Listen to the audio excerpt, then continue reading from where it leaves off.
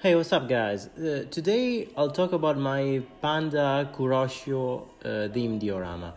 I guess it all started last summer when I was traveling in Japan. I went from Osaka to the Kii Peninsula on the limited expert Kuroshio. By chance, the 287 series train had the Panda theme, and I fell in love with it, of course. Later during that trip, I bought these the Kato head car and a set of pandas. In the Kato shop in Kyoto, there was this little diorama with those things, and I decided I wanted to replicate it at home. So, here's my journey. This was the idea. Put the train in the background of a square piece with some water in the foreground and the pandas happily resting on the shore. So I got the base, made a 30 by 30 centimeters MDF panel, 1.5 centimeter thick. On top, I layered a couple of extruded polystyrene panels, 2 centimeters thick. To better recreate the slope, I cut it to give it a more natural shape. At first, I thought about putting a Kato Unitrack straight track, but then I realized it was easier to put a non-ballasted track, because it would be easier to cut. Then I spread some plaster, now without a few issues because it gets hard pretty quickly. I think it's much better to use something like the sculptor mold. But in the end I managed to give it a decent look. I gave it a nice base coat with some dark brown acrylic paint. And also I put the track on a thin MDF panel and soldered all the wires for the LED lights on the train. I tested the connection, all good. Now on to the fun part. I got all the ingredients to start detailing the landscape. The inspiration came from this picture I took during another trip to Japan, this time in Komikochi, near Matsumoto.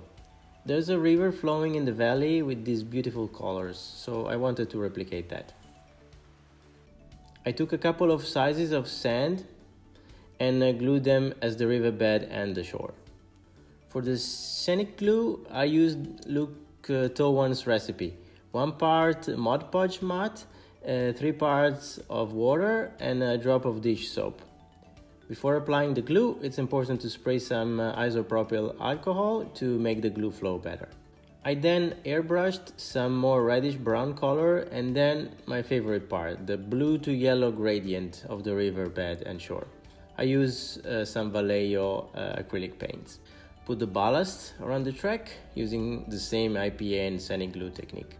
Then I started laying down the dirt and grass, using a mix of those, trying to make it look as natural as possible. I kept applying thin layers of dirt and grass until I was satisfied with the look. And then I put in some bushes with different green colors to give some variety. Now we move to the most tedious part, pouring the resin for the water. I used the Woodland Scenic Realist water compound. You don't have to mix it, but it takes ages to cure, like days. Next time I'll use a 2-part resin product that should cure much faster. With this one, you need to apply thin layers and let them cure. The whole process took almost a month. To create the barrier for the resin, I came up with this bizarre contraption made of Lego bricks, because it was the only thing I had available at the time. It was not the best of ideas as the resin leaked all over and I had a hard time removing it once it was all cured. But in the end I was quite happy with the result, being the first time I used this kind of resin. I then created some water ripples using another Woodland Scenic product called, water ripples. I built it up in a few layers, letting it dry in between. It's white at the beginning, but as it cures, it gets transparent. It's not that noticeable. I wish I've added a bit more ripples, but it's okay. It was then time to move on to the trees. At first, I wanted to put some pre-made ones that I bought, but they looked damn ugly. So again, I followed Luke Towan's advice and made my own. I made 3 of them. It's a long and a bit tedious process, and you can easily hurt your fingers, but the final result is well worth the pain. And then the panda family showed up. looking pretty happy in their new home, huh? The pandas are actually in HO scale, but they look fine. Probably in N scale that'd be too little.